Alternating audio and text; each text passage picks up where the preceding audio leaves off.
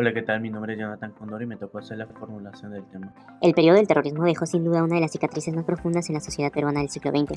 Las décadas de entre 1980 y el 2000 estuvieron marcadas por un conflicto interno en donde no solo actuaron grupos subversivos como Sendero Luminoso y el MRTA, sino que el propio Estado tuvo un rol complejo en su intento de frenarlos, tal como nos recuerdan Río Sierra y García de las Heras.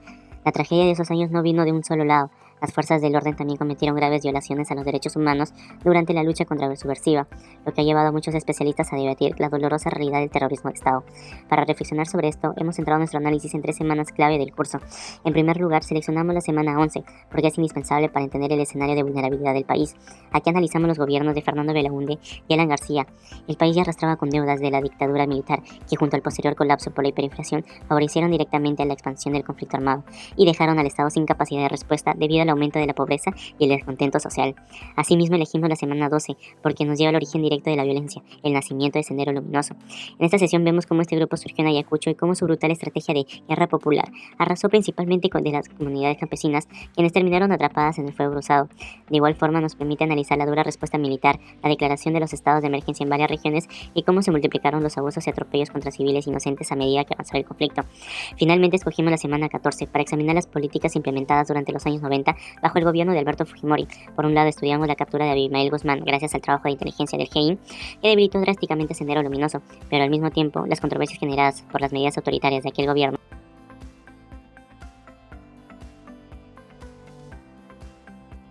El origen del conflicto interno no puede atribuirse a una sola causa, ya que fue una combinación de factores económicos, sociales y políticos.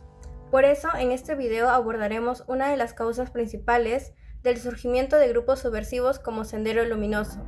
Lima, a diferencia de otras regiones como Huancavelica, concentraba un mayor crecimiento respecto a evolución de infraestructura eléctrica, junto a una mayor asignación presupuestal por parte del Estado para obras de inversión social, así como una mayor cantidad de obras viales, mientras que las zonas rurales carecían de infraestructura básica como carreteras, escuelas o servicios de salud, contribuyendo a que la población de estas regiones se decepcionara con el gobierno central. El resultado de esta marginación histórica y del fracaso que tuvo el Estado para involucrar a la población rural a procesos políticos es lo que permitiría que Sendero Luminoso pudiera expandirse con poca resistencia durante los primeros años. Además, inicialmente la élite urbana y la media se mostraron indiferentes ante la situación de violencia que ya se vivía en zonas rurales, sumado al retraso de las medidas necesarias por parte del Estado. Entre las consecuencias se encuentra la enorme cantidad de víctimas fatales, así como sistemáticas violaciones a los derechos humanos, tanto por los atentados de los grupos subversivos como por los agentes del Estado. Durante el lapso de 20 años, esta guerra interna dejó unas 69.280 víctimas fatales, 600.000 desplazados, miles de violaciones sexuales y miles de inocentes encarcelados injustamente. El grupo subversivo Sendero Luminoso fue declarado como el principal responsable de las víctimas con un porcentaje de 54%. Esto se traduce en 11.021 asesinatos y 1.543 desapariciones forzadas. Sin embargo, la Comisión de la Verdad también consideró a los agentes del Estado como culpables de los asesinatos y desapariciones forzadas, en la siguiente proporción: las Fuerzas Armadas como culpables del 28,73%, a la policía del 6,6% y a poco más del 1% al Grupo Colina, así como del 83% de las violaciones sexuales. La región de Ayacucho es identificada como el epicentro del conflicto del movimiento subversivo Sendero Luminoso, liderado por Abimael Guzmán, que comenzó a operar en esta zona ya que existía una presencia débil por parte del Estado.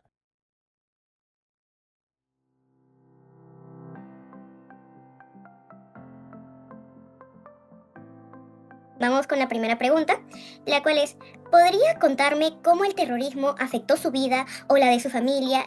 ¿Qué cambio produjo en su día a día? Imena terrorista afectaron sa Hanta, di Daikipi. Que cambia pasa con una corne como Chacramante.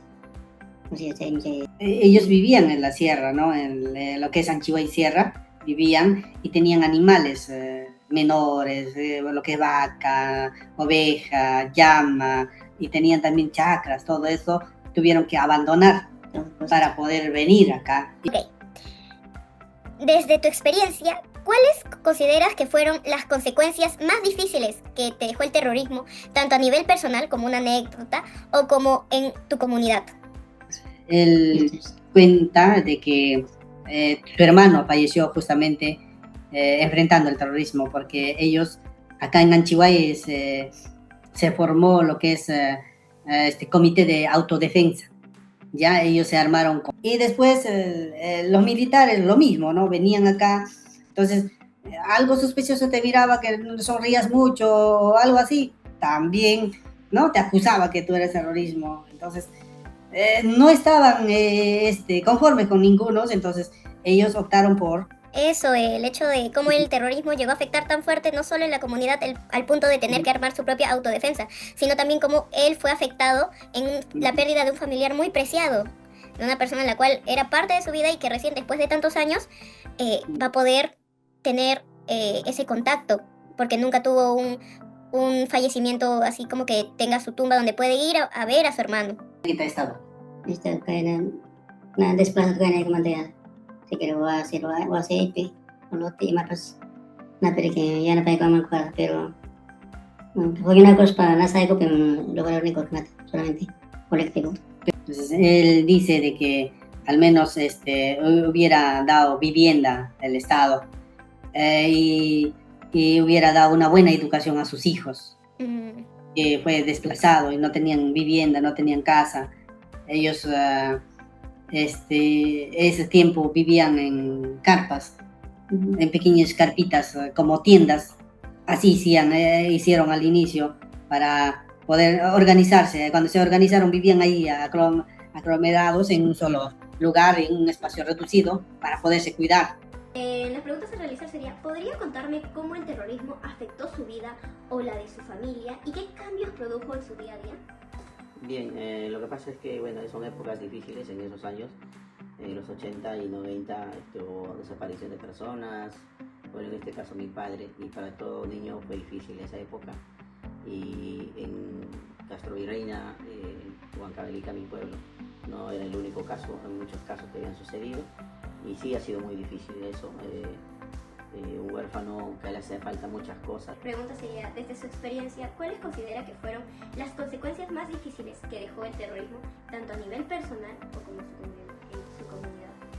Bueno, a nivel personal sí hubo dificultades porque siempre el acceso a la educación, a la salud, a las necesidades primarias siempre va a ser escasa porque no estaba mamá, en este caso porque trabajaba, pero papá no estaba por justamente ser víctima de la violencia política. ¿Qué tipo de apoyo recibió o le hubiera gustado recibir por parte del Estado, de su comunidad o de otras instituciones después de lo ocurrido?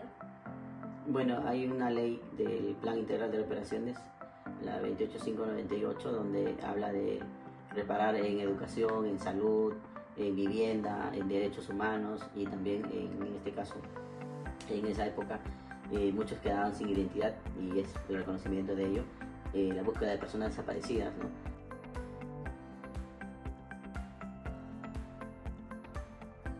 Para cerrar, compartiremos las conclusiones de nuestro equipo sobre el terrorismo en el Perú del siglo XX. De la parte 1, formulación del tema, rescatamos la idea de que la violencia no tuvo un solo responsable, pues tanto los grupos subversivos como el Estado incurrieron en graves violaciones a los derechos humanos. De la parte 2, causa y consecuencia, rescatamos la idea de que la desigualdad entre el campo y la capital, junto al abandono estatal, permitió que Sendero Luminoso creciera casi sin oposición. Con base en esto, consideramos que la respuesta del Estado y la sociedad no fue la más acertada, ya que, aunque la captura de Guzmán debilitó a Sendero Luminoso, la respuesta se centró en lo militar y llegó tarde. Como alternativa, el Estado debió invertir desde un inicio en el desarrollo de las zonas rurales, evitando así el vacío que el grupo subversivo aprovechó para expandirse. Esta situación sigue siendo relevante hoy en día, pues la desigualdad entre Lima y el resto del país continúa presente. Según una encuesta de NADES elaborada por Oxfam y IEP, el 76% de los peruanos considera que la desigualdad entre Lima y las regiones es grave, y el 59% cree que la capital gobierna sin tomar en cuenta el resto del país. Esto demuestra que superar el terrorismo no solo implica derrotar militarmente a los grupos subversivos, sino también resolver la exclusión histórica que le dio origen.